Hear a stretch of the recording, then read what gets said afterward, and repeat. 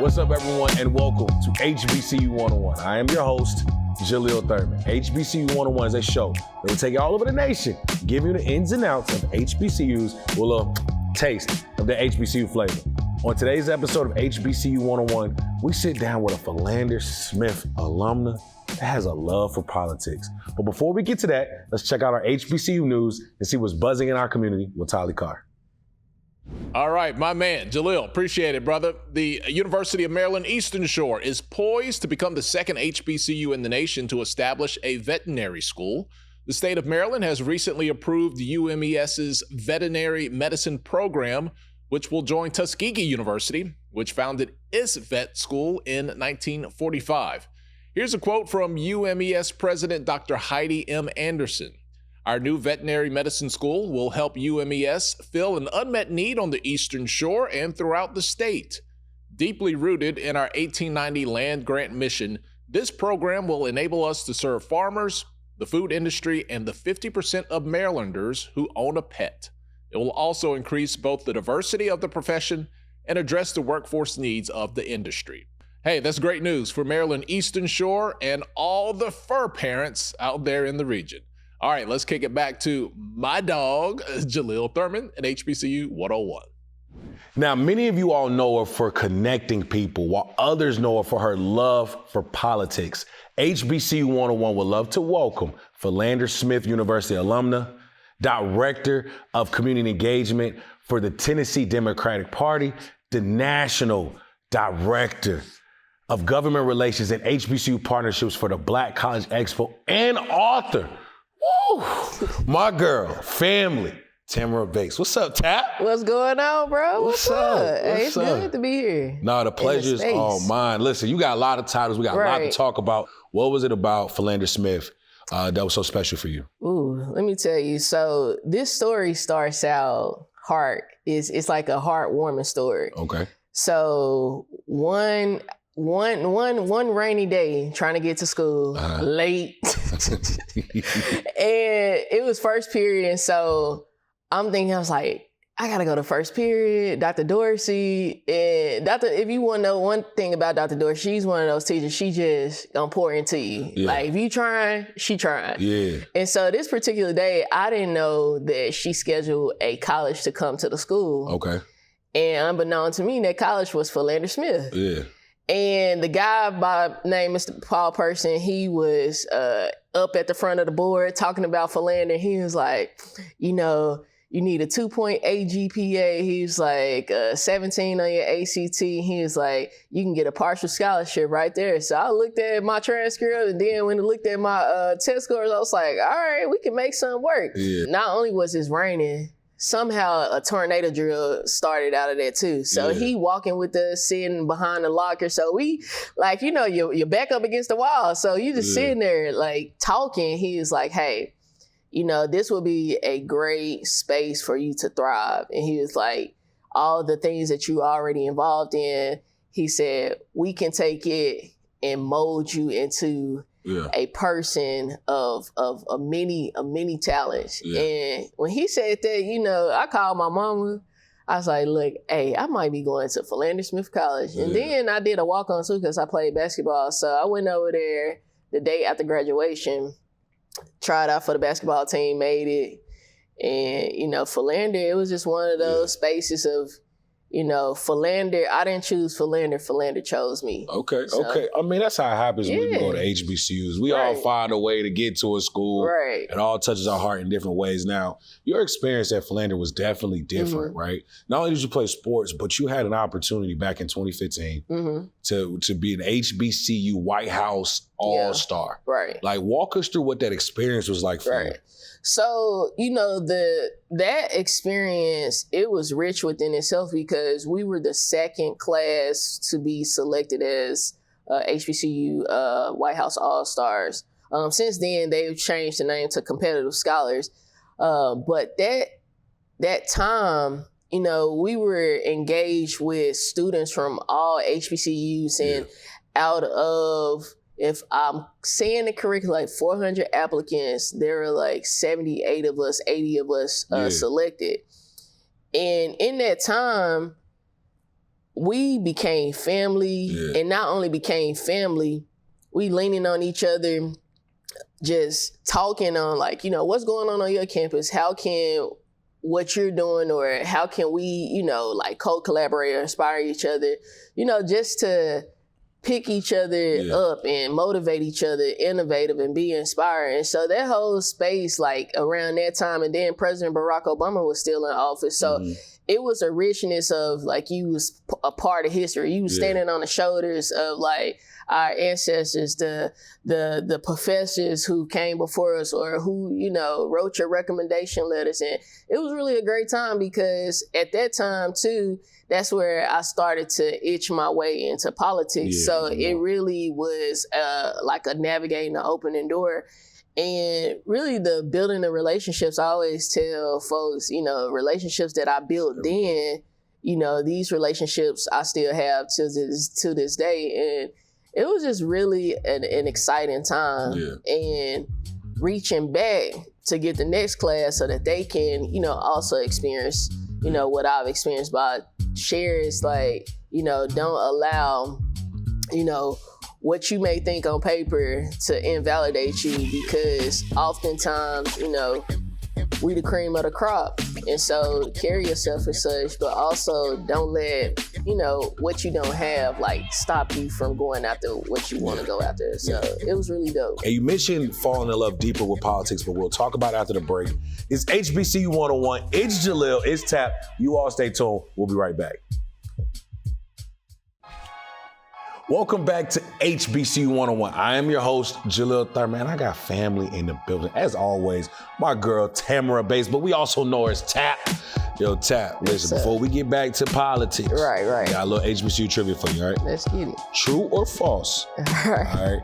Former Atlanta mayor and U.S. member of the House, Andrew Young, attended Hampton University.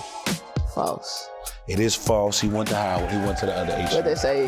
HU? Right. That's what they say. Hey, I love Howard though. Ain't nothing wrong with that. I love Howard. Yeah. That's one of the schools that like for like a post grad. Post grad. Now let's talk about post grad, right? Undergrad, Philander Smith, grad, you stayed in Arkansas. Went to the University of Arkansas at the Clinton School, in which, you know, that's when you really started to get involved with the Democratic Party in Tennessee. You started off as a political director or advisor at that time, and now you're the director of the community engagement. Like, what was that experience like? Like, why did you want to stay in that space? So for me, I always say two things. You know, I have a passion for sharing the work that I do and making sure that others, like my peers, our peers, folks, everyday folks, they can have an introduction into what goes on behind the scenes, like with legislative bills tracking, understanding like what is a bill,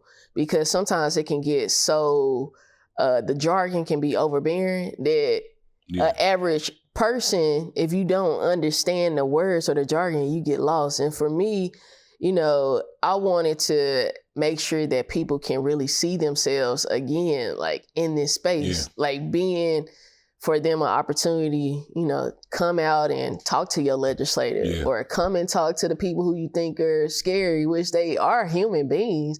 It's just, I think what has happened is that politics has been put up here on this pedestal, which it should be here. Got you. So I just like, it's hard work, but it's hard to work too. And that's what I keep in mind every day when I go to my desk. It's the heart. So. Now, speaking of like heart and hardest work, right? Let's switch gears a little bit, right? Because we've been talking heavy politics, cool. But you also have a love for like kids and education and HBCUs. Now, you know, you're working with the Black College Expo. That's another different kind of heart work. You know, what has been some of the impact that you all have been able to do? And for those that don't know, like, can you explain to them what the Black College Expo is? So the Black College Expo is a product of the National College Resources Foundation. So we put on the Black College Expo, the Latino Expo, the STEAM Expo. And within our pillars of the National College Resources Foundation, we are a resource to curtail opportunities for students to get into careers and internships, to help them, find opportunities to better themselves while they're still in school, tutoring. We have jobs for students who, want to get into, especially like the technology, like gaming. Yeah. Like we have one of the biggest gaming groups right now across the nation. And with that work, Dr. Price, our founder and CEO, she's really big on making sure that students have access to what they need to be successful. Okay. And each dollar that we raise and bring in, it goes to a student. Again, it's a full circle moment because I met Dr. Price while I was at in DC during the White House HBCU week. And that's how I met Dr. Price. We was just in the hall talking. I had on a fly suit and she was like, "Hey, you clean." I was like, "Thank you." And we just, like that auntie love is just like, Black woman, I see you. Like I'ma, pour some love into you as I see myself in you. Yeah. And I pretty much stayed in touch with Dr. Price. And then when I got back to Philander, when I went back to work at Philander as a admissions recruiter, one day they was like, "Yo, you going to the Black College Expo?" I was like, "All right." So get to the Black College Expo. Like, I hear this lady on the mic like, "Somebody just got $10,000 in scholarship." I was like, "Who is that?"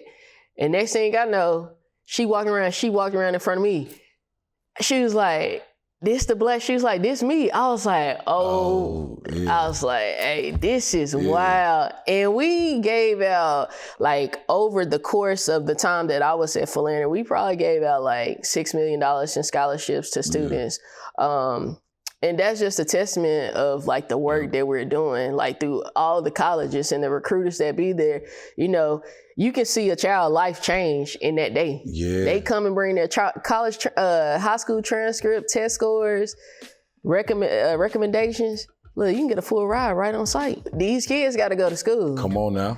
And they're going to be in your workforce. So you need to spend them dollars. Yeah. Put your money where your mouth is. Yeah. So I love that. The reason I love that is because that's real passion. It sounds like everything that you're doing, right? Whether it's hard work, it's still passion, right? And it's passion driven. From what you do with the politics, what you do with the kids, right? And then you also got some more passion work. We'll talk about it after the break.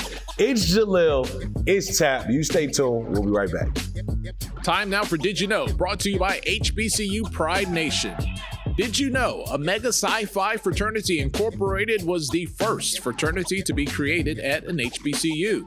It was founded at Howard University in 1911 by educator Ernest Everett Just and students Edgar Amos Love, Oscar James Cooper, and Frank Colvin.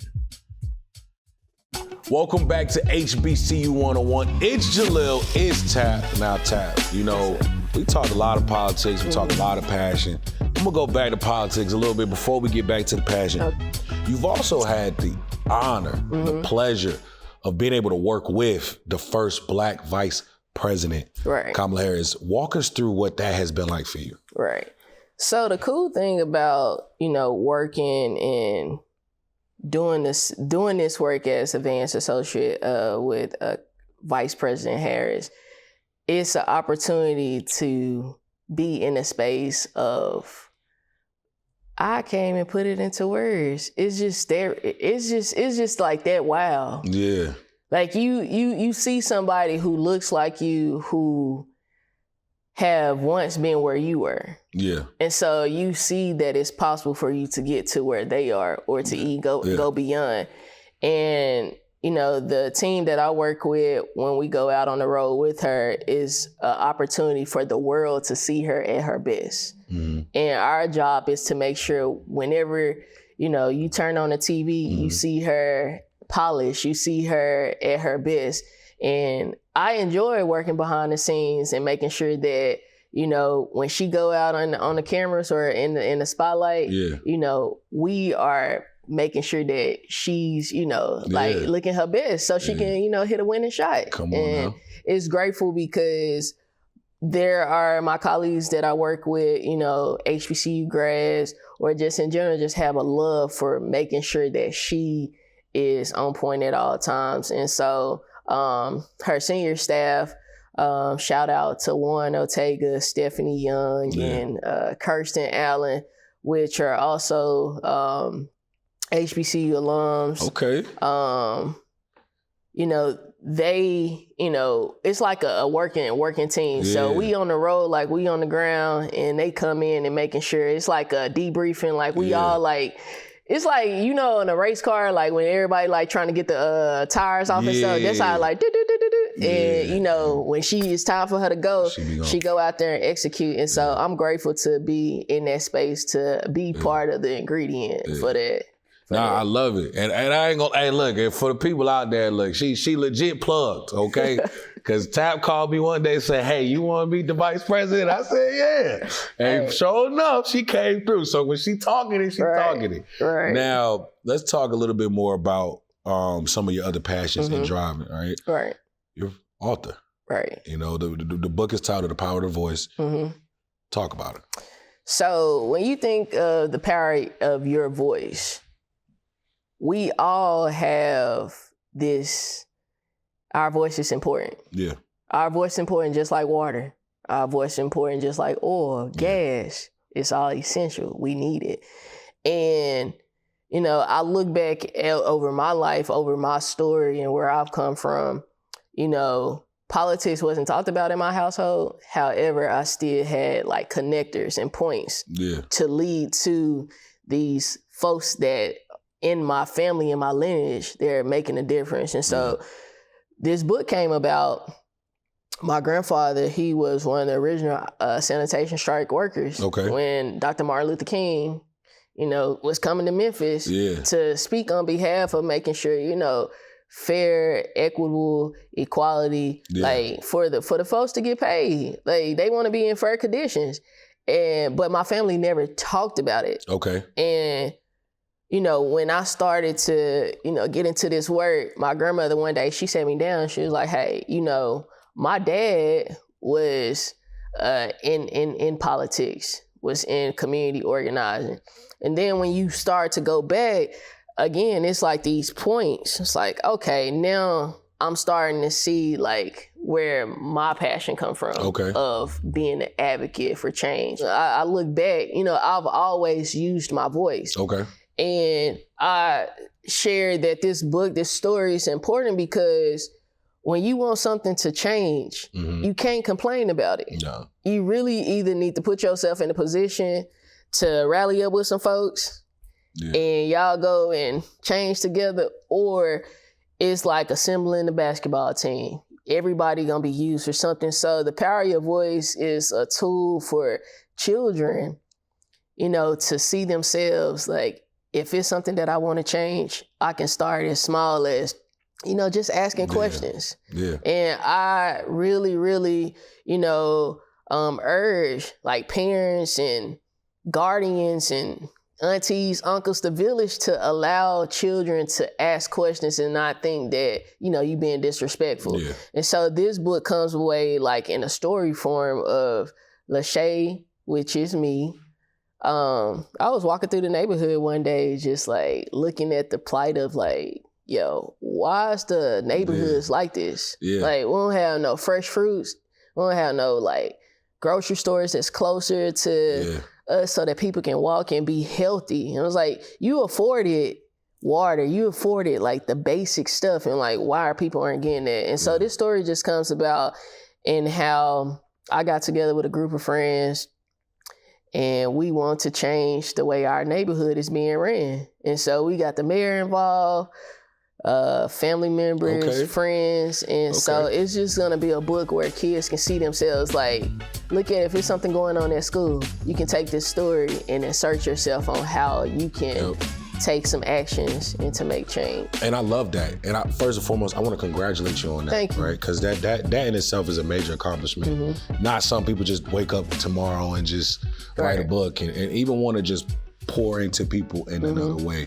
Real quick, where can people find the book? So you can find the book on Amazon.com, The Power of Your Voice. Also, it will be on Barnes & Noble's website, their online store, as well as Walmart. Got it. So make sure y'all go and get that, The Power of Your Voice. Before we let you go, Tab, we always play a game with our guests called I Got 5 on it, all right? Okay. I Got 5 on is this or that, or who or what you got 5 on. Okay. All right?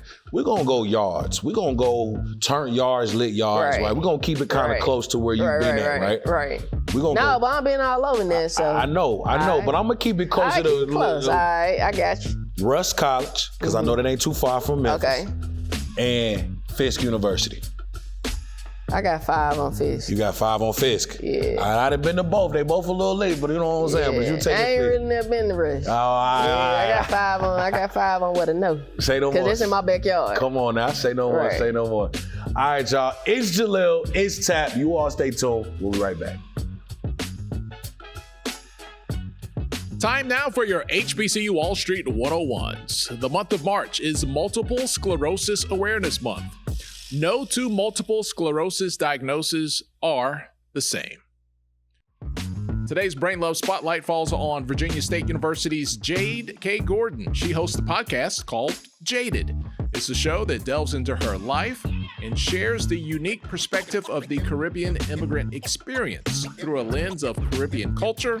The podcast shares inspiring stories, reflections, and it offers a space to just let loose and be.